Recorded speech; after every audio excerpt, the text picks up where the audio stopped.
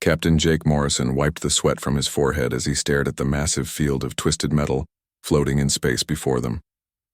The Kepler debris field stretched for hundreds of miles in every direction, filled with the broken remains of ships from a war that ended before humans even learned to fly. His small merchant vessel, the New Horizon, drifted slowly through the edge of the graveyard while his crew searched for anything valuable they could salvage. "Captain, I'm picking up some interesting readings about 2 miles to starboard," called out Lisa Grant from her engineering station. She was the best salvage engineer Jake had ever worked with, able to spot valuable technology from miles away just by reading energy signatures. "There's something big out there, and it's still giving off power readings." Ryan Bell, their navigation officer, carefully guided the ship through a maze of broken hull fragments and twisted weapon systems. Each piece of debris told a story of the ancient war between the Zephyrian Empire and the extinct Vortani species. Most salvagers avoided this particular section of the field because the larger pieces were too dangerous to approach, but Jake's crew specialized in finding the treasures that other teams missed. "How big are we talking about?" Jake asked, moving to stand behind Lisa's chair to look at her scanner displays. "Big enough that my instruments can't get a full reading," she replied, her voice filled with excitement. "Whatever it is, it's been drifting out there for centuries, but some of its power systems are still active." Amy Foster looked up from her communications console where she had been monitoring Federation patrol frequencies. "We need to be careful, Captain. There's been increased patrol activity in this sector lately. The Federation doesn't like it when salvagers get too curious about ancient military technology." Jake nodded, but felt his curiosity growing stronger. In 5 years of salvaging in the outer systems, he had learned that the biggest risks often led to the biggest rewards. "Ryan, take us in slowly. Lisa, keep scanning and let me know if you pick up anything that looks dangerous." The New Horizon moved deeper into the debris field, weaving between massive chunks of armor plating and the skeletal remains of what had once been mighty warships. As they traveled, the pieces of wreckage grew larger and more intact. Amy had to constantly adjust their course to avoid collision with floating weapon systems that were bigger than their entire ship. "Captain, you need to see this," Lisa called out, her voice barely containing her excitement. "I'm reading a massive hull signature directly ahead. It's not showing up on visual yet because it's hidden behind that cluster of debris, but the energy readings are off the charts." Ryan carefully piloted the ship around a twisted mass of metal that had once been 3 different vessels fused together by weapons fire. As they cleared the obstruction, the entire crew fell silent. Floating before them was a ship so large that it seemed impossible. The vessel stretched for over 3 kilometers from bow to stern, its dark hull scarred by centuries of small impacts from debris. "Holy stars," whispered Ryan. "That thing is bigger than a Federation battle cruiser." The ship was clearly of Zephyrian design, with the flowing curves and organic shapes that the ancient empire had favored. However, massive holes had been torn in its hull, and entire sections looked like they had been ripped away by incredible forces.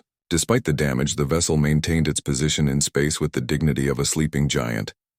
"I'm reading multiple hull breaches," Lisa reported, her fingers flying over her control panel. "Life support systems are completely dead, but there's still power flowing to some internal systems. The ship's computer core might still be partially functional." Amy had been running the vessel's profile through their database of known ships. "According to our records, this is a Zephyrian Dreadnought-class vessel. Ships like this were the backbone of their fleet during the war. The Federation lists this particular ship as completely destroyed in battle nearly 1,000 years ago." Jake felt his heart racing as he realized what they had found. Ancient Zephyrian technology was some of the most advanced in the galaxy, but the Federation had strict laws about salvaging military vessels from the old war. However, if the ship was officially listed as destroyed, then legally it didn't exist. "Captain," Amy called out urgently, "I'm picking up Federation patrol signatures on long-range sensors.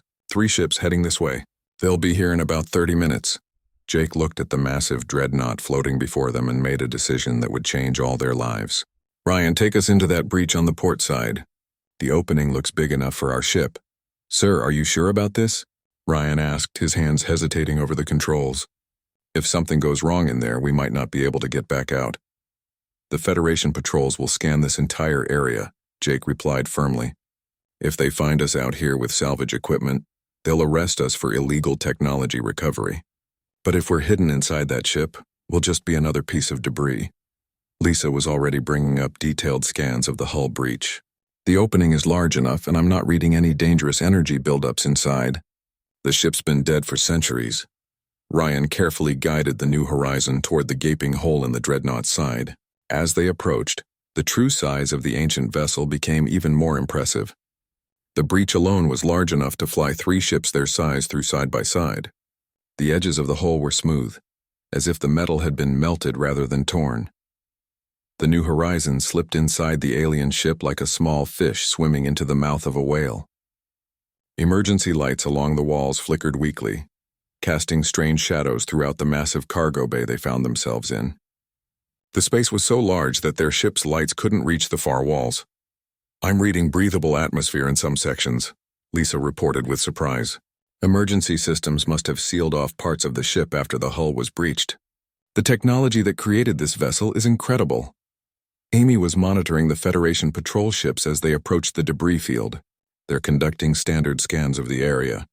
As long as we stay quiet, they shouldn't detect us among all this metal. Jake watched through the view screen as the patrol ships moved through the debris field above them. The Federation vessels looked tiny compared to the ancient dreadnought that now hid them. After 2 hours of careful searching, the patrols moved on to other sectors.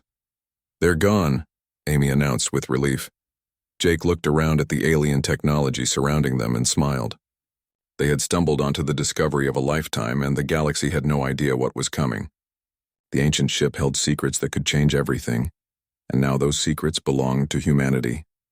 "Welcome to our new home," he told his crew. 3 months had passed since Jake Morrison and his crew first entered the ancient Zephyrian dreadnought. What started as a hiding place had become their secret base of operations. The massive cargo bay now looked like a bustling workshop, with human equipment spread across the alien deck and temporary shelters built against the towering walls.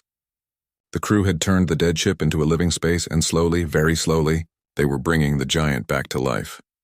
Lisa Grant stood before a wall of alien technology that stretched 3 stories high, her hands covered in grease and her hair tied back as she worked. She had spent weeks learning how the Zephyrian systems operated, and each day brought new discoveries. The aliens had built their ship using principles that human engineers had never seen before.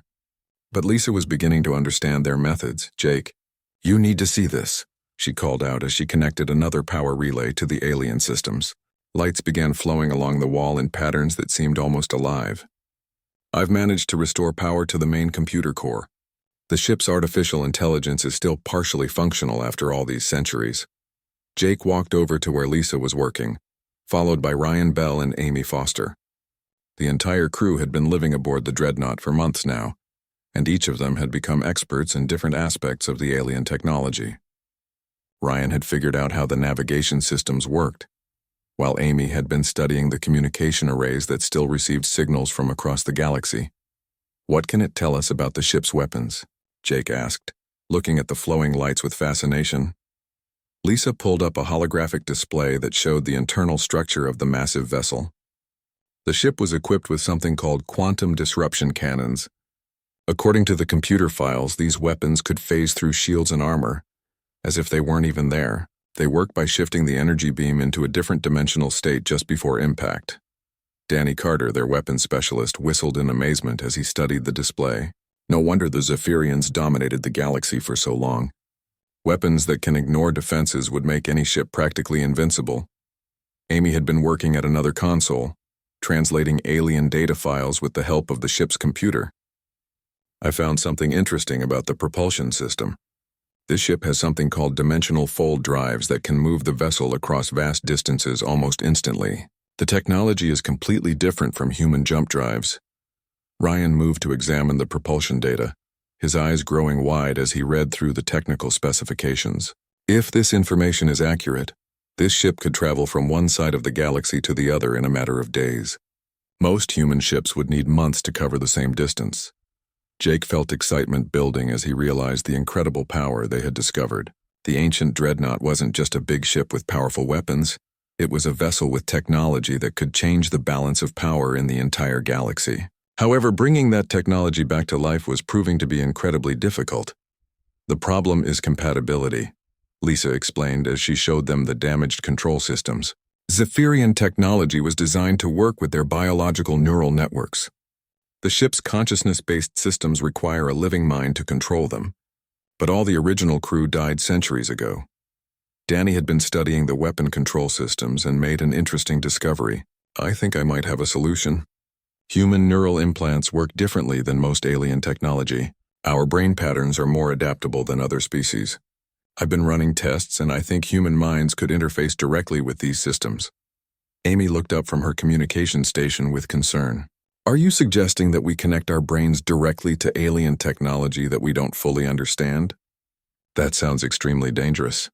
Jake understood her concern, but he also saw the incredible potential. Human neural interface technology was considered primitive by most galactic standards, but it might be exactly what they needed to control the Zephyrian ship. What would it involve? Danny pulled up detailed scans of the weapon control systems.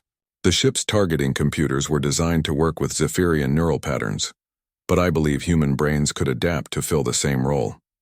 It would require surgical implants to create the connection, but the benefits would be enormous. While the crew debated the risks and benefits of neural interface technology, Amy made another important discovery. She had been monitoring the ship's passive sensor systems and found something remarkable. The ship is still receiving data updates from ancient Zephyrian beacon networks scattered across the galaxy. These beacons are providing detailed information about current military positions and movements of all major galactic powers. Jake realized the significance immediately. You're saying this ship has access to the most comprehensive intelligence network in known space? Amy nodded enthusiastically. Not only that, but the beacons have been operating automatically for centuries. They've been collecting and storing information about every major military operation, trade route, and political development in the galaxy. We have access to intelligence that no government or organization has ever possessed. Ryan had been working on the navigation systems and made his own breakthrough. I've managed to establish a connection with the ship's movement controls. The dimensional fold drive is incredibly complex, but I think I'm beginning to understand how it works.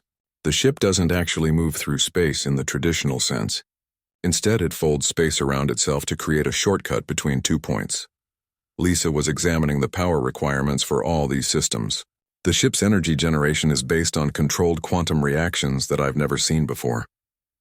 The Zephyrians were centuries ahead of current galactic technology. However, many of the power systems are damaged and will need extensive repairs before we can bring the weapons and drives online. As the crew continued their work, they heard Amy calling out from her station. We have a problem.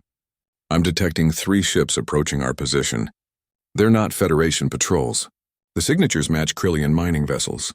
Jake felt his stomach tighten. The Krillians were known throughout the galaxy as aggressive salvagers who claimed rights to anything they discovered. If they found humans working inside the ancient dreadnought, they would either demand a share of the technology or report the discovery to the Federation authorities. How long until they reach us? Jake asked. Amy checked her displays. About 2 hours. They're moving slowly through the debris field, probably conducting their own salvage operations. Jake looked around at his crew and the incredible technology they had discovered. They had spent months learning the secrets of the ancient ship, and now they faced their first real test. The Krillians would not simply go away if asked politely, and fighting them would risk exposing their discovery to the entire galaxy. We need to decide what we're going to do, he said quietly. Do we trust them, eliminate the threat, or find another way to protect our secret? The crew exchanged glances, each understanding that their next decision would determine the fate of their incredible discovery. 6 months had passed since Jake Morrison and his crew discovered the ancient Zephyrian dreadnought, and the massive ship was slowly coming back to life. The cargo bay that had once been empty and dark now hummed with energy, as human technology worked alongside alien systems. Lisa Grant had successfully restored 30% of the ship's primary functions, including life support throughout 3 decks, basic propulsion systems, and most importantly, 1 fully operational quantum disruption cannon. Jake stood on what the crew now called the bridge, a vast chamber filled with flowing alien controls that responded to human neural patterns. Danny Carter had volunteered to be the first to receive the neural implants needed to control the weapon systems, and the surgery had been successful beyond their wildest hopes. The weapons specialist could now interface directly with the ship's targeting computers, giving him accuracy and reaction speeds that no human had ever possessed. Amy Foster looked up from her communication station with urgent news. Captain, I've intercepted Federation communications about increased attacks on human colonies along the frontier. A hegemony warlord named General Vextar has been conducting raids with a massive fleet. He's enslaving entire populations and stripping worlds of their resources. Jake felt anger building as he read through the intelligence reports. The hegemony was a loose confederation of alien species that viewed humans as inferior and suitable only for slave labor. General Vextar was one of their most ruthless commanders, known for destroying anything he couldn't use and selling survivors to the highest bidder. Tony Rodriguez, their intelligence officer who had joined the crew 2 months earlier, brought additional disturbing news. I've been monitoring hegemony communications through the ancient beacon network. Vextar is planning a massive assault on Haven Prime within the week. The planet has over 2 million human colonists, including families with children. Haven Prime was one of the most successful agricultural colonies in human space, providing food for dozens of other worlds. If Vextar attacked the planet, millions of innocent people would be killed or enslaved, and the loss would devastate human expansion efforts throughout the sector. Ryan Bell had been working on the dimensional fold drive systems and reported mixed progress. I can operate the drives for short jumps, but the system is still unstable. We can probably manage 1 or 2 fold jumps before the drives need major repairs. Lisa Grant was examining the power output from the ship's quantum reactors. We're running at about 40% of full power. The quantum disruption cannon is functional, but we can probably only fire it a dozen times before we need to shut down for reactor maintenance. This ship wasn't designed to operate with this much damage to its power systems. Jake looked around at his crew and made a decision that would change everything. We're going to stop Vextar. I know the ship isn't fully operational, and I know we're risking everything on untested systems, but we can't let millions of innocent people be slaughtered while we have the power to prevent it. Sarah Williams, their pilot who had mastered the ship's navigation systems, voiced what everyone was thinking. Captain, this will be the first time we've taken the ship into actual combat. We don't know how the systems will perform under battle conditions, and if something goes wrong, we could all be killed. Danny Carter checked his weapon systems one final time. The quantum disruption cannon is ready. I've run hundreds of simulations through the targeting computer, and the system responds perfectly to neural control. When we fire this weapon, it will phase through any shields or armor as if they don't exist. Amy had been analyzing Vextar's fleet composition through intercepted communications. The general commands over 30 ships, including his flagship called the Ironbound. It's a heavy cruiser with advanced shields and weapon systems. He also has fighter squadrons and support vessels that could overwhelm us through sheer numbers. Jake knew the odds were against them, but he also knew that the ancient Zephyrian technology gave them capabilities that no enemy would expect. Ryan, plot a course for Haven Prime. We'll use the fold drive to arrive just as Vextar's fleet begins their attack. The crew spent the next day preparing for combat. Lisa worked frantically to optimize power distribution throughout the ship, while Danny practiced controlling the weapon systems through his neural interface. Sarah ran countless navigation simulations to learn how the massive dreadnought would handle in combat situations. When they were ready, Ryan activated the dimensional fold drive for their first long-range jump. Space twisted around the ship as reality bent to accommodate the ancient technology. One moment they were floating in the Kepler debris field, and the next they emerged in the Haven Prime system just as General Vextar's fleet began bombarding the planet's orbital defenses. Jake watched through the main view screen as enemy ships rained destruction down on the human colony world. Escape pods were launching from the surface as civilians tried to flee the approaching invasion. The sight of families running for their lives filled him with determination to make the aliens pay for their cruelty. Danny, target the Ironbound. Let's announce our presence in a way they'll never forget. The weapons specialist interfaced with the ship's targeting systems, his consciousness merging with alien technology that had been dormant for centuries. The quantum disruption cannon charged with energy that made the entire ship vibrate. When Danny fired, a beam of pure destructive force lanced across space toward Vextar's flagship. The enemy ship's shields flared and sparked as the quantum energy passed through them without any resistance. The beam struck the Ironbound's hull and tore a massive hole through 3 decks, venting atmosphere and debris into space. Alarms began sounding throughout the hegemony fleet as they realized they were under attack by an unknown vessel. Sarah piloted the ancient dreadnought with incredible skill. using the ship's massive size and advanced systems to stay ahead of enemy weapons fire. The Shadow Maw, as the crew had begun calling their ship, moved through the battle like a predator stalking prey. Its quantum cannons struck target after target, each shot bypassing defenses that had never failed before. However, the untested systems began showing strain under combat conditions. Lisa called out warnings as power fluctuations threatened to shut down critical systems. "Captain, the reactors are overheating. We're pushing beyond safe limits." Danny continued firing the quantum cannon, destroying enemy ships with each shot, but he could feel the weapon system struggling to maintain power. Ryan used the fold drive to keep them moving around the battlefield, but each jump brought them closer to complete system failure. The battle reached its climax when Jake ordered a final attack on the Ironbound. The quantum disruption cannon fired one last time, and the beam completely destroyed General Vextar's flagship in a brilliant explosion that lit up the entire system.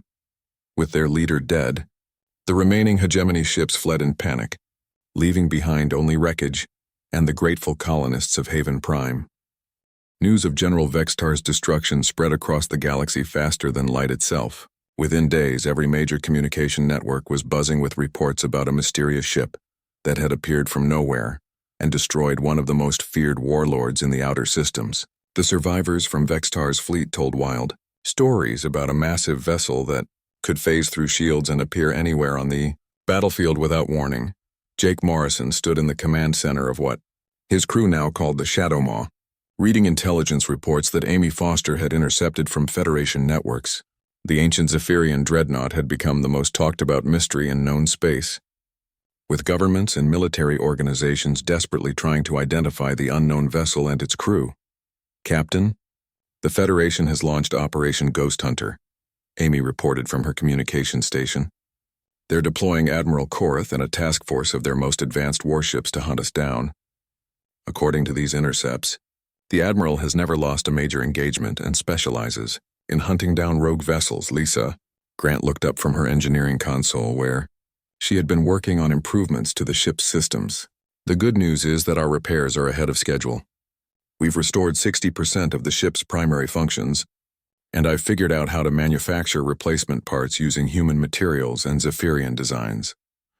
The crew had established a hidden base in the Veil Nebula, a region of space filled with gas clouds and electromagnetic interference that made detection nearly impossible.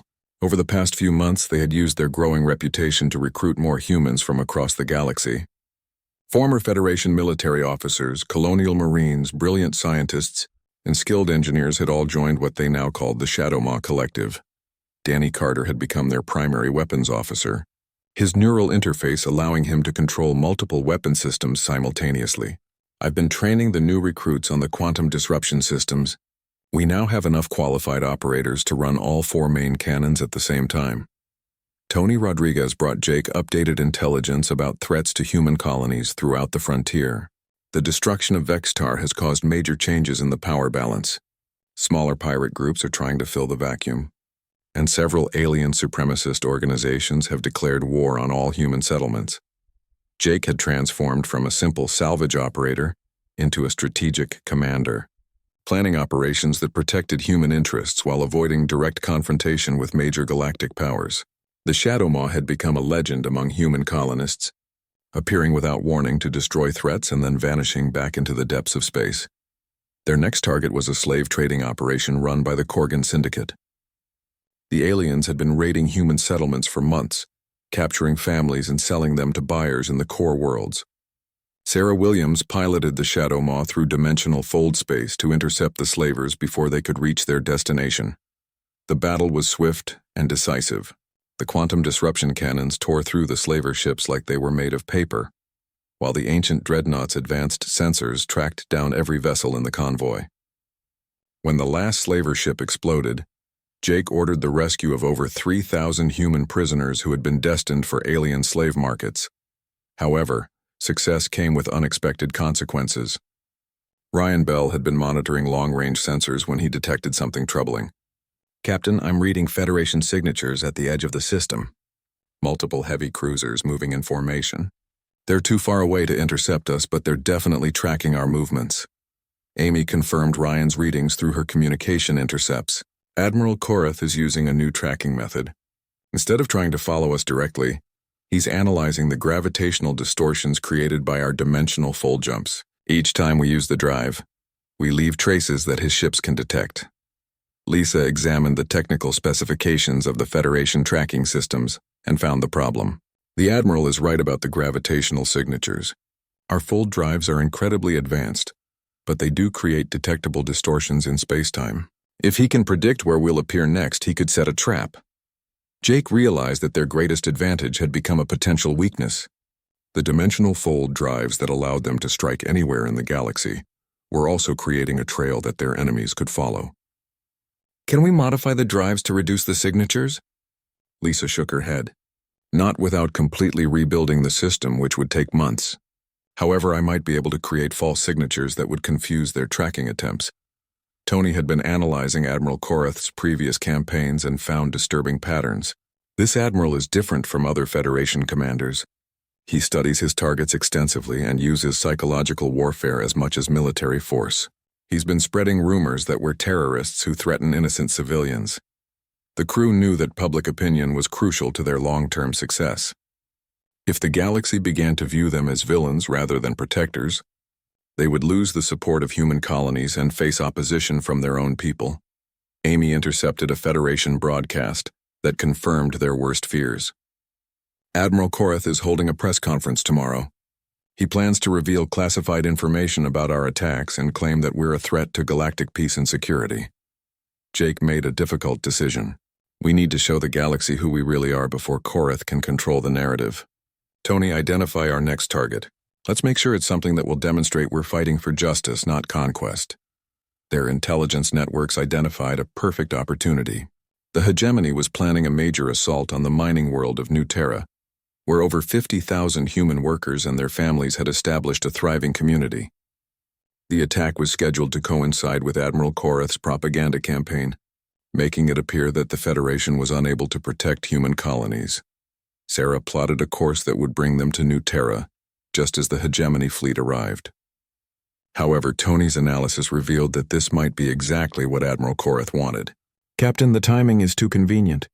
I think the Admiral is using the hegemony attack as bait to draw us into a trap. Jake studied the tactical situation and realized that Korath had probably been planning this ambush for weeks. The Admiral had allowed the hegemony to plan their attack while positioning Federation forces to intercept the Shadow Maw when it arrived to defend the colony. He's using innocent people as bait, Jake said with anger. Korath is willing to let the miners be attacked just to get a chance at destroying us. Lisa finished her analysis of the enemy fleet positions. The Admiral has deployed energy-dampening fields around New Terra that will disrupt our fold drives. If we jump into the system, we'll be trapped there until we can restore power to the dimensional systems. Danny checked his weapon systems and found additional problems. The dampening fields will also reduce the effectiveness of our quantum cannons. We'll still be able to fight, but not at full power. Jake looked around at his crew and made the decision that would define their future. Despite the obvious trap, they could not abandon 50,000 innocent people to slavery and death. The Shadow Maw would go to New Terra, face Admiral Korath's trap, and prove to the galaxy that some things were worth any risk. The Shadow Maw emerged from dimensional fold space directly into Admiral Korath's trap, its ancient hull sparking as energy-dampening fields immediately began disrupting the ship's power systems.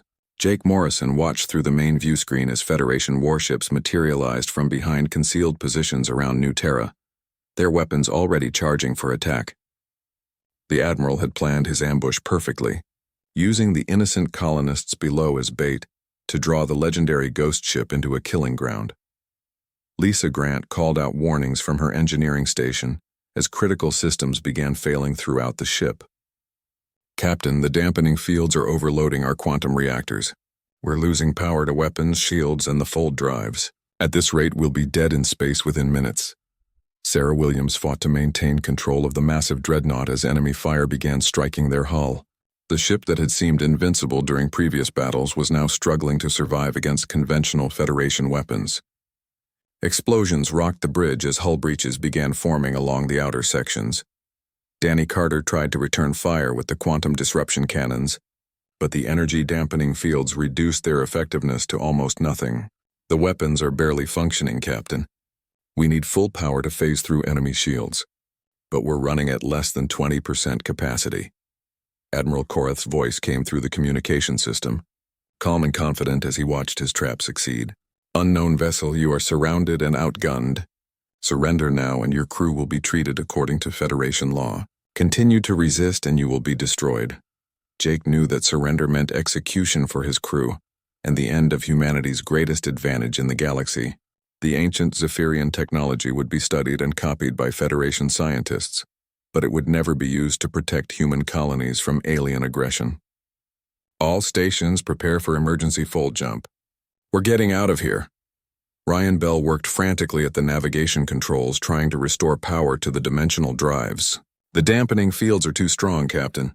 I can't generate enough energy for a fold jump. We're trapped here until we can find a way to disrupt those field generators. Amy Foster had been monitoring Federation communications and discovered something important. Captain, the field generators are positioned on 3 Federation cruisers at the edge of the system. If we can destroy those ships, we might be able to restore our fold capabilities. However, reaching the field generators would require fighting through the entire Federation fleet, and the Shadow Maw was already taking heavy damage from concentrated enemy fire. The ship's ancient armor was strong, but it had never been designed to operate at such reduced power levels. Lisa made a desperate decision that would change everything. Deep in the ship's computer archives, she had found references to something called the Devourer Protocol, an ancient Zephyrian technology that had been considered too dangerous to use even during their wars of conquest. Captain, I found something that might save us, but you're not going to like it. Jake listened as Lisa explained the Devourer Protocol with growing amazement and horror. The system would allow the Shadow Maw to absorb other ships into its own structure, growing larger and more powerful with each vessel it consumed. However, activating the protocol would fundamentally change the ship and everyone connected to its neural systems. The process is irreversible, Lisa warned, as explosions continued to rock the ship around them. Once we activate the Devourer Protocol, we won't be entirely human anymore. The ship will become a living entity that grows and evolves through combat. Danny Carter felt the ship's weapon systems failing as enemy fire intensified. Captain, we need to make a decision now. Either we try this protocol or we're all going to die here. Jake looked around at his crew, the people who had followed him from simple salvage operations to becoming the galaxy's most feared defenders of humanity. They had already sacrificed so much to protect their species, and now they faced the ultimate choice between survival and their own humanity. Do it, Jake ordered. Activate the Devourer Protocol. Lisa's hands moved across the alien control systems as she began the activation sequence. The ship's computer warned them in the ancient Zephyrian language about the dangers of what they were attempting, but the crew had already made their choice. Green energy began flowing through the walls as the protocol came online for the first time in over 1,000 years. The change was immediate and terrifying. The Shadow Maw's hull began extending tentacle-like structures toward the nearest Federation ships, and when these extensions made contact, the enemy vessels were pulled against the ancient dreadnought's surface. Metal flowed like liquid as the absorbed ships became part of the Shadow Maw's growing structure. Jake felt his consciousness expanding as the ship's neural systems integrated with his mind. He could suddenly perceive the entire battlefield through hundreds of sensors, and his thoughts moved at the speed of the ship's quantum computers.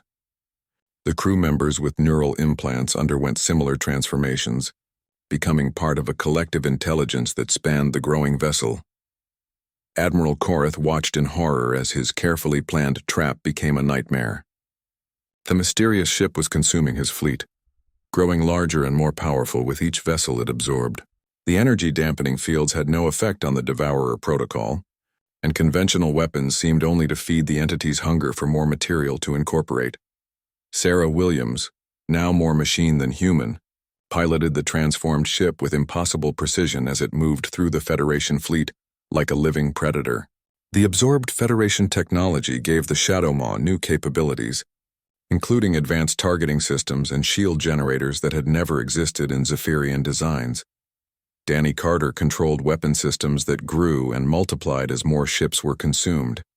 Each absorbed vessel added its firepower to the collective, creating combinations of alien and human technology that produced devastating new forms of destruction. The quantum disruption cannons were now supported by Federation particle beams and hegemony plasma weapons. The battle became a feeding frenzy as the Shadow Maw consumed ship after ship. Admiral Korath's flagship, the Invincible, became the final target as the transformed dreadnought extended massive claws to drag the Federation cruiser into its growing mass. The Admiral's last transmission was a warning to the entire galaxy about the horror they had created. When the battle ended, the Shadow Maw had tripled in size and incorporated technology from dozens of different species. The ship was no longer recognizably Zephyrian or human, but something entirely new that represented evolution through conflict and the ultimate fusion of organic and mechanical systems. Jake Morrison, his consciousness now distributed throughout the ship's neural network, reflected on how far they had come from their origins as simple salvage operators. They had saved the colonists of New Terra and proven to the galaxy that humanity would defend itself by any means necessary, but the cost had been their own humanity.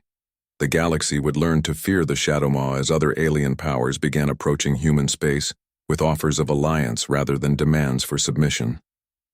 Other human ships were already being constructed using the new hybrid technology, suggesting that this was only the beginning of humanity's transformation from a minor frontier species into a galactic superpower that demanded respect through strength.